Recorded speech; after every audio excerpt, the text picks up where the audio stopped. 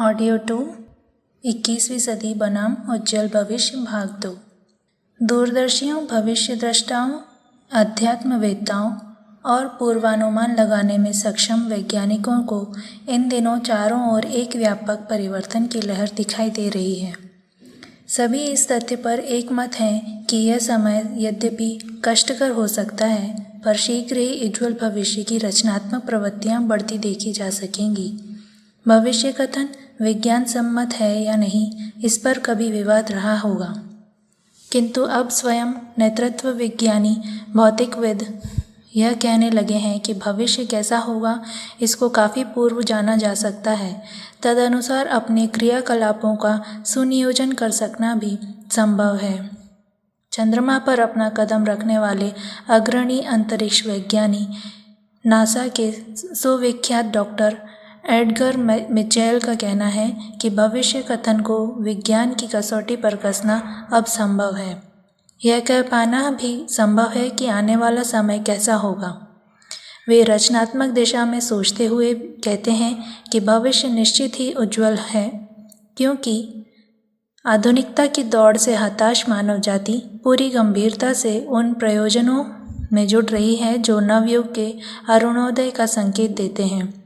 एक साक्षात्कार में उनने the man who saw the future नामक एक कृति, जिस पर वीडियो फिल्म भी बन चुकी है, में कहा है कि What we contemplate today becomes our future, and it is going to be done of a new era in coming few years.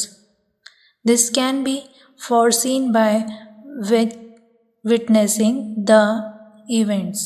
अर्थात जैसा हम आज सोचते करते हैं वही हमारा भविष्य बन जाता है। आने वाले वर्ष नवयुग के अरुणोदय काल के होंगे, यह सुनिश्चित है, या आज के सृजन प्रयासों को देखकर कहा जा सकता है। ज्योतिषियों के भविष्य ज्ञान पर किसी को संदेह हो सकता है, पर संसार में समय समय पर ऐसे सूक्ष्मदर्शी अतीन्द्रिय क्षमता संपन्न भविष्य दृष्टा जन्मे हैं, जिनने आने वाले वर्षों से लेकर सदियों तक के बारे में जो कुछ कहा वह सच होकर रहा है। अब जो उनके कथन प्रकाश में आए हैं वे 21वीं सदी के उज्जवल होने की संभावना ही दर्शाते हैं। इनमें वैज्ञानिक भी हैं, चिकित्सक भी, गृह विज्ञानी एवं रहस्य विज्ञान के मनीषी भी हैं और अध्यात्मवेत्ता भी। यही नहीं, ऐसा सामान्य व्यक्ति भी इनमें हैं जिनमें अंतःस्फुरना उठी, पूर्वाभास भी क्षमता जाग उठी एवं भविष्य के गर्भ में जाग कर वे जो कुछ भी भविष्य कथन कर पाने में समर्थ थे वह अंततः सत्य निकला। ऐसे कुछ संस्थान संगठन भी हैं जो विश्व स्तर पर भविष्य विज्ञान नामक विद्या पर ही चिंतन करते हैं एवं आंकड़ों, तथ्यों, घट रही घटनाओं, प्रचलनों आदि के सहारे अपना अनुमान लगाते हैं। विज्ञान के क्षेत्र में इनके कथन बड़े प्रामाणिक माने जाते हैं। ये सभी एक ही अभिमत व्यक्त करते हैं कि मनुष्य अपनी चाल निश्चित ही बदलेगा। शांतिकुंज हरिद्वार ने भी इस विषय पर गहरा चिंतन व शोध कार्य कर रही यही निष्कर्ष निकाला है। विशद अध्ययन, परिस्थितियों के आकलन पर तो यह अनुमान आधारित है ही, भविष्य के विषय में पूर्वाभास की भी अपनी बड़ी भूमिका रही है। जैसे अन्यान्यों को पूर्वानुमान होता रहा है, ठीक उसी प्रकार यह अंतःस्फुरना का इस तंत्र के संस्थापक को भी होती रही है कि भविष्य उज्जवल होगा। विपन्नताओं के बादल छटेंगे एवं शीघ्र ही नवयुग का अरुणोदय होगा। प्रत्यक्षतः 5 लाख पत्रिकाओं के माध्यम से 25 लाख प्रबुद्ध पाठकों का एवं परोक्ष रूप से करोड़ों व्यक्तियों का परिकर इस मिशन से सूत्र संचालक से जुड़ा है। इन सबको यही आश्वासन दिया जा रहा है कि 21वीं सदी नूतन भविष्य संभावनाएं लेकर आ रही है। आवश्यकता है कि उस स्वर्णिम प्रभात की अगवानी हेतु विश्व भर के आशावादी मनीषी, प्रतिभा संपन्न सृजन शिल्पी एकजुट हो एवं अन्यान्यों का भी मनोबल बढ़ाएं। इन 12 वर्षों में संभावित प्रतिकूलताओं को निरस्त करने के लिए सभी धर्म, जाति, पंथ, मर्दों एवं मतों के व्यक्तियों के लिए एक सामूहिक महापुरुष चरण सविता के ध्यान एवं सद्बुद्धि की अवधारणा के रूप में शांति कुंज में आरंभ किया गया है। सभी को इसमें सहभागी बनने का खुला आमंत्रण है। पुण्य का परिणाम संपत्ति नहीं सद्बुद्धि है और पाप का परिणाम गरीबी नहीं कुबुद्धि है। मानवीय दुर्बुद्धि से ही उपजी है आज की समस्याएं। कर्म करने में मनुष्य स्वतंत्र है, किंतु फल प्राप्त करने में वह सृष्टि के नियमों के बंधनों में बंधा हुआ है। अन्य जीवधारी इस तथ्य को अपनी स्वाभाविक प्रेरणा से समझते हुए तदनुरूप आचरण करते रहते हैं, पर मनुष्य है जो तुरंत फुर्त परिणाम मिलने में विलंब होने के कारण प्रायः चूक करता रहता है, अदूरदर्शिता अपनाता है और यह भूल जाता है कि विवेकशीलता की उपेक्षा करने पर अगले ही दिनों किन दुष्परिणामों को भुगतने के लिए बाधित होना पड़ेगा। यह वह भूल है जिसके कारण मनुष्य अपेक्षाकृत अधिक गलतियां करता है। फलतः उलझनों, समस्याओं, विपत्तियों का सामना भी उसे ही अधिक करना पड़ता है। कोई समय था जब मनुष्य अपनी गरिमा का अनुभव करता था एवं सृष्टा का युवराज होने के नाते अपने चिंतन और कर्तव्य को ऐसा बनाए रखता था कि सुव्यवस्था बने और किसी को किसी प्रकार की प्रतिकूलताओं का सामना ना करना पड़े। इस संसार में इतने साधन मौजूद हैं कि यदि उनका मिल बांटकर उपयोग किया जाए तो किसी को किसी प्रकार के संकटों का सामना ना करना पड़े। प्राचीन काल में इसी प्रकार की सद्बुद्धि को अपनाया जाता रहा है। कोई कदम उठाने के पहले ही यह सोच लिया जाता था कि उसकी आज या कल, परसों या परिणित हो सकती है। औचित्य को अपनाए भर रहने से वह सुयोग बना रह सकता है। पिछले दिनों सतयुग के नाम से जाना जाता था। सन्मार्ग का राजपथ छोड़कर उतावले लोग लंबी छलांग लगाते और कंटीली झाड़ियों में भटकते हैं। स्वार्थ आपस में टकराते हैं और अनेकानेक समस्याएं पैदा होती हैं। दूरगामी परिणामों पर विचार न करके जिन्हें तात्कालिक लाभ ही सब कुछ लगता है, वे चिड़ियों मछलियों की तरह जाल में फंसते और चाशनी पर आंखें बंद करके टूट पड़ने वाले मक्खी की तरह पंख फंसाकर बेमौत मरते। दुर्बुद्धि का यही कुचक्र जब असाधारण गति से तीव्र हो जाता है, तब उलझनें भी ऐसी ही खड़ी होती हैं कि जन जन को विपत्तियों के दलदल से उबरने नहीं देती। क्रिया की प्रतिक्रिया उत्पन्न होने में बहुधा विलंब लग जाता है। इसी कारण कितने ही लोगों में संदेह उत्पन्न हो जाता है कि जो किया है उसकी तदनुरूप परिणति होना आवश्यक है नहीं। कई बार बुरे कार्य करने वाले भी उन पाप दंडों से बचे रहते हैं। कई बार अच्छे कर्म करने पर भी उनके सत्परिणाम दिख नहीं पड़ते। इससे सोचा जाता है कि सृष्टि में कोई नियमित कर्मफल व्यवस्था नहीं है। यहाँ ऐसा ही अंधेर चलता है। ऐसी दशा में स्वेच्छाचार बरता जा सकता है। ऐसे लोग प्रतिक्रिया उत्पन्न होने में जो समय लगता है उसकी प्रतीक्षा नहीं करते और नास्तिक स्तर का अविश्वास अपनाकर जो भी सूझता है उसे कर बैठते हैं। यह बुला दिया जाता है कि बीज का वृक्ष बनना तो निश्चित है, पर उसमें देर लग जाती है। दूध को दही बनने में भी कुछ समय तो लग ही जाता है। असंयम बरतने वाले अपने अनाचार का दंड तो भुगतते हैं, पर उसमें भी समय लगता है। नशेबाज का स्वास्थ्य बिगड़ता और जीवन काल घटता जाता है, पर वह सब कुछ तुरंत नहीं दिख पड़ता। यदि झूठ बोलते ही मुंह में छाले पड़ जाते, चोरी करते ही हाथ में लकवा मार जाता, व्यभिचारी नपुंसक हो जाते, तो किसी को अनर्थ करने का साहस ही ना होता। पर भगवान ने मनुष्य की समझदारी को जांचने के लिए कदाचित इतना अवसर दिया है कि वह उचित अनुचित का निर्णय कर सकने वाली अपनी विवेक बुद्धि को जागृत करे, उसका सही उपयोग करके औचित्य अपनाए और सही मार्ग पर चले। इस परीक्षा में अनुत्तीर्ण होने वालों को दंड तो मिलता है, पर देर में।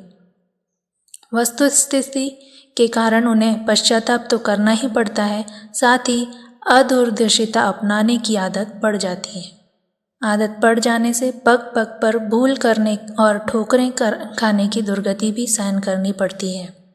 इसके विपरीत जो सोच समझ सकते हैं और परिणामों को ध्यान में रखते हुए अपनी वर्तमान गतिविधियों को सुनियोजित करते हैं, वे जीवन संपदा का सदुपयोग करके स्वयं धन्य होते और अपने अनुकरण का अवसर देकर अनेकों का भला करते। मनुष्य को ईश्वर ने जो अनेकानेक विशेषताएं विभूतियां प्रदान की हैं, उनमें से एक यह भी है कि वह क्रिया की प्रतिक्रिया का अनुमान लगा सके और अनिष्टों के से बचते हुए सुख शांति का जीवन जी सके।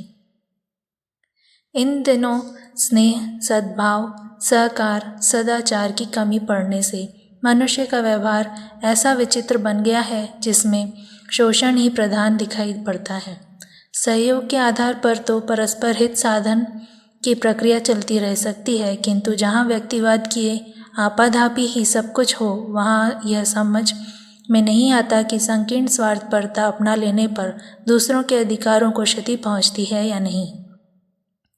यह स्थिति ऐसी है जिसमें दूसरों के कष्ट, संकट और अहित की ओर ध्यान जाता ही नहीं, मात्र अपना ही लाभ सूझता है। अनाचार, अत्याचार, शोषण, अपहरण, उत्पीड़न के मूल में यही वृत्ति काम करती है। निसंकोच जघन्यकृत करने वाले वे ही होते हैं जिन्हें दूसरों के प्रति कोई सहानुभूति नहीं होती। अपने तनिक के लाभ के लिए वे दूसरों पर पहाड़ जितना संकट उड़ेल सकते हैं। इस अनर्थमूलक प्रवृत्ति की मानव धर्म के प्रतिपादकों ने भरपूर निंदा की है और कहा है कि आत्मवत् सर्वभूतेषु वाली भाव संवेदना को संजोए ही रहना चाहिए। जो व्यवहार हमें अपने लिए पसंद नहीं, वह दूसरों के साथ भी नहीं करना चाहिए। सब में अपनी ही आत्मा को देखने का तात्पर्य है दूसरों के दुखों को अपना दुख और दूसरों के सुखों को अपना सुख मानना चाहिए। मानवीय स्तर की भाव संवेदनाओं का उद्गम इसी मानवता के साथ जुड़ा हुआ है। इसे यदि हृदयंगम कर लिया जाए तो अनाचार बरत सकना संभव ना होगा। सेवा सहायता के लिए मन चलेगा, दुख बांट लेने और सुख बांट देने की उदारता बनी रहेगी। अपनत्व को सिकोड़कर लेना शूद्रता है और उसे व्यापक बनाकर चलना महानता। महामानव पुण्य परमार्थ की बात सोचते, योजना बनाते और गतिविधि अपनाते रहते हैं।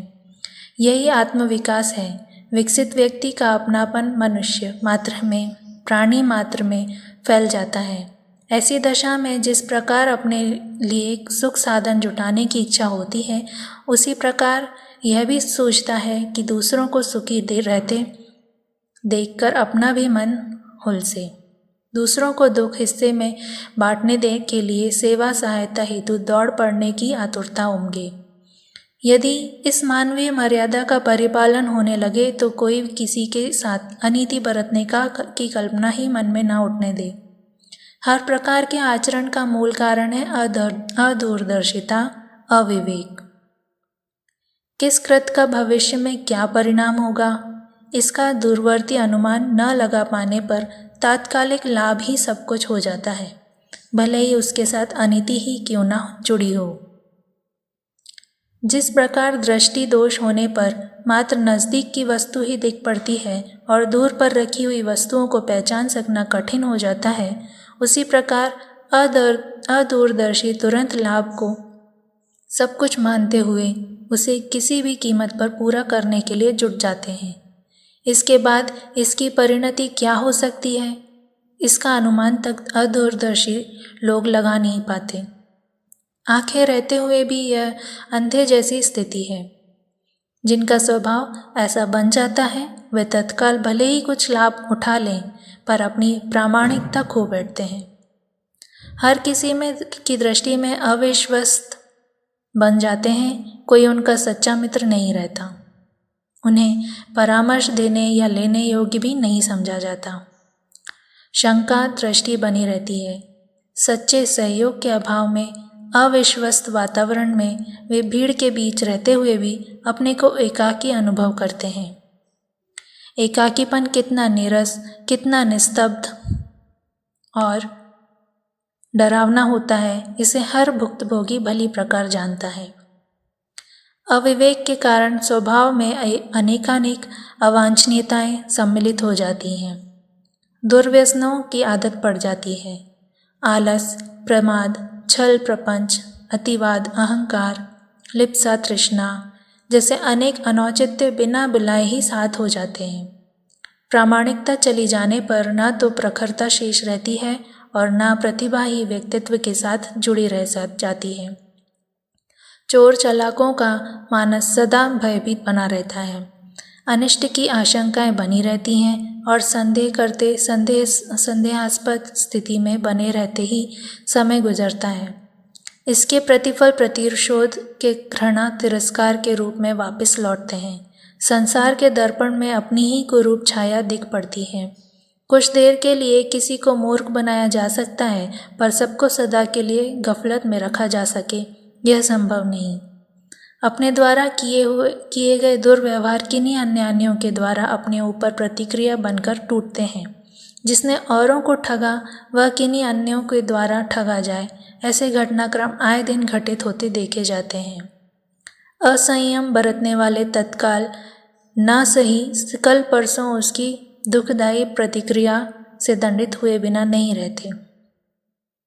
मनुष्य के बीच दिख पड़ने वाले दुर्व्यवहारों की परिणति इन दिनों हर क्षेत्र में समाप्त होती चली जाती है। जब विश्वास ही नहीं जमता तो सहयोग किस बलबूते पर पनपे। टूटे हुए मनोबल का व्यक्ति किस प्रकार कोई उच्च स्तरीय साहस कर सकेगा? उसके ऊंचे उठने आगे बढ़ने का सुयोग कैसे बनेगा?